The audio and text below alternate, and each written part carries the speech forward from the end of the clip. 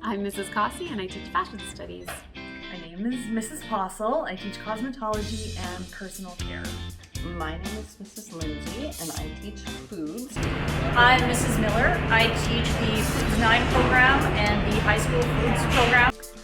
So for people who aren't interested in this particular industry, I do think that there's just a lot of skills in hygiene, learning to wash your hair, learning to take care of your nails, learning to take care of your skin. This is important for everyone. Everybody's going to lose a button at some point and have to put that back on.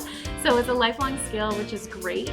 All students and all young adults need some basic cooking and baking skills for independent living. Starting in the beginner stages and advancing to the higher levels is a really cool transition to see happen.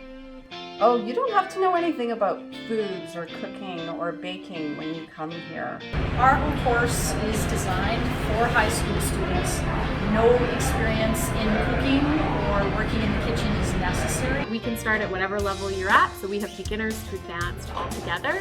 Everyone needs to learn how to cook and be able to prepare some basic meals once they are living on their own. Not only can they have really vast career options given to them, they can also take all of this knowledge just for their personal well-being.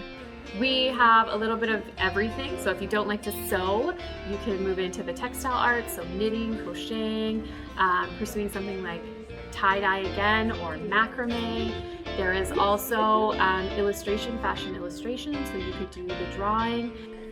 We can actually offer students the ability to be partially certified in most areas of hairstyling and aesthetics in cosmetology.